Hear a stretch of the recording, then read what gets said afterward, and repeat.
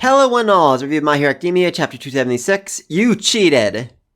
And we open up with a whole lot of panic as, the world reacting to a third of a city being reduced to rubble. Like what happened in Hosu City and the Camino Ward. A lot of large-scale terrorist attacks going on right now. And it really now inspires fear in the people. They don't know if they're safe. They don't know if their time might be next. The next people to be obliterated by the next huge villain, the next big bad. I really am thinking that at a certain point in the series, they're gonna, or either in this series or spin-off series, they're gonna try to, get rid of quirks permanently. Maybe, put collars on people who have too powerful quirks or something like that.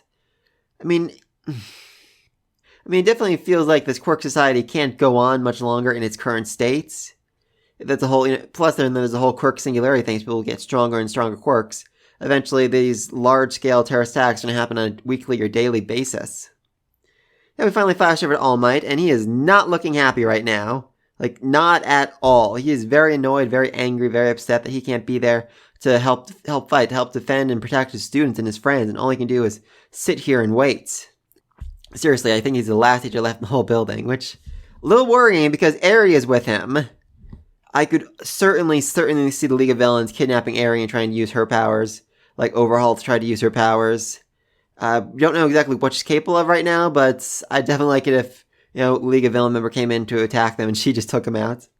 On the other hand, it's also entirely possible League of Villain will beat All Might within an inch of his life, and that'd be very, very sad. Then flash over a few other people. Deku's mom's apparently out shopping. We haven't seen much of her in a long time. Shoto's sister's teaching. She's a kindergarten teacher, and I ship her heavily with Eraserhead. It makes more sense if you read the School Days light novel. Then we see Shoto's brother apparently in class and his mother. I'm not sure if that's the mental ward she's in or if she's in the new home that Endeavor had built for her and her family to live in and be happy. Very curious about that. Also, we have Bakugo's mom looking through a photo album. I just absolutely freaking love. The image on the front of the photo album is a bomb that describes her family so very, very well. And finally, we see All For One smiling like a schoolgirl. He is very, very happy right now. The question, though, is why? I was told, I think, that he's set up so that if he even thinks about using his quirks, the guns will start firing at him. So he's clearly not using a quirk here to communicate, so how is it? Could there be a radio wave implant in his brain, or is it something deeper than that?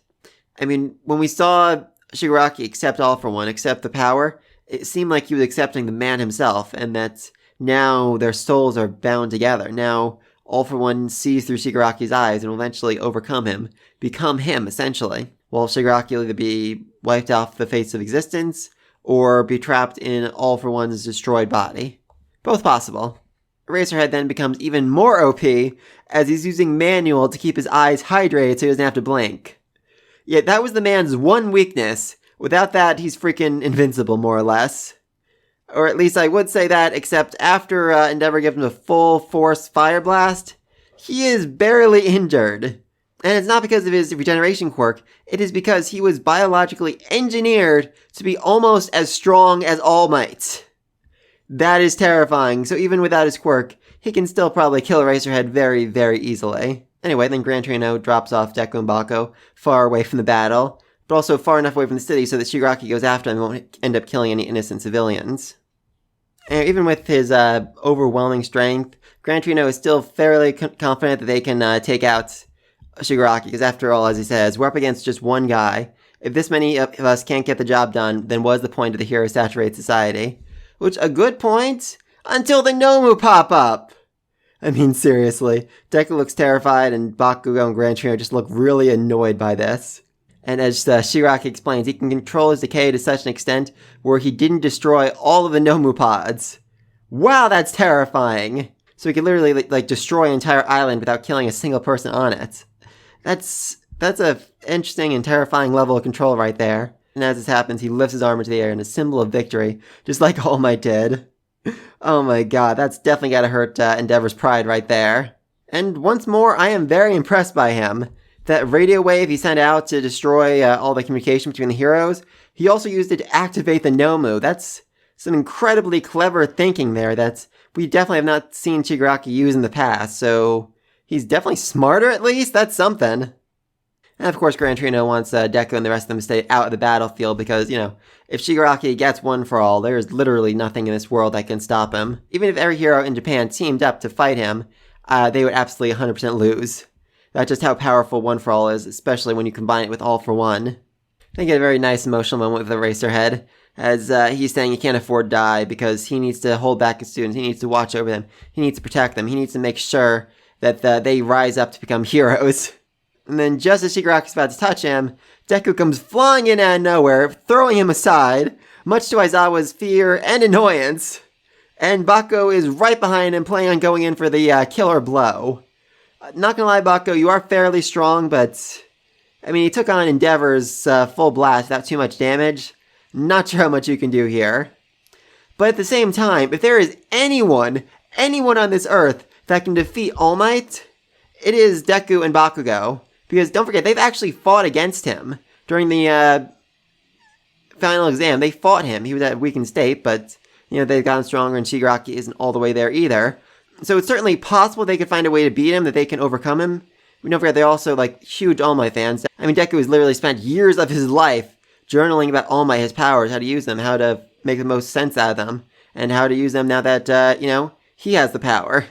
So fighting against someone who's as strong as All Might, yeah, Deku might actually be able to throw that off. I'm also just very curious. Deku seems to come out of nowhere at a weird angle here. Is he flying, or did he just kick off with a lot of force? That does be an interesting way for him to unlock his flying ability. I'm assuming next chapter is going to at least open with a flashback to right before this. Deku and Bako look at each other like, we're not going to leave this them, are we? No, we're not. Come on, Bako. Let's go fight that guy who the voice in my head says has transcended beyond humanity. Yeah. So it's definitely going to be an interesting fight.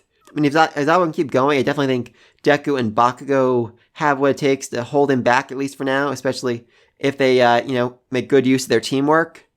If they gotten closer, so I think it's definitely possible.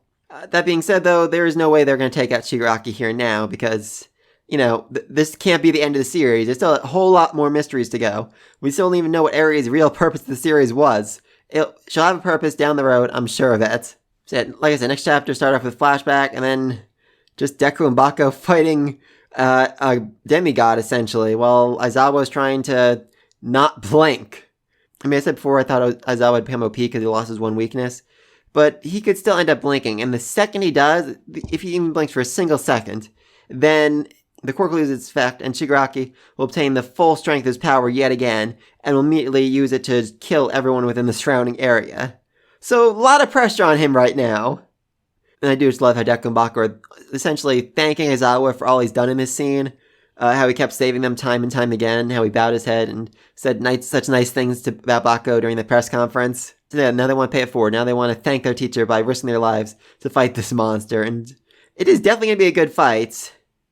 I could see Endeavor joining in on this. He was fairly badly wounded when Shigaraki landed on him. And there's only so much fire he can use at a specific time without overheating. In fact, in Vigilantes, they showed him having me sprayed with a fire extinguisher to lower his temperature before he could use the attack again. He basically explained there was a 5-minute delay after overheating where he can't use his quirk again. So, yeah, not sure how much help he'll be right now. Maybe he's overcome those limits, maybe he's gotten stronger. We'll see what happens, but please, let me get all this down below. Deku and Bako versus Shigaraki, who's gonna win? Be sure to like, subscribe to the next video, and until then, peace.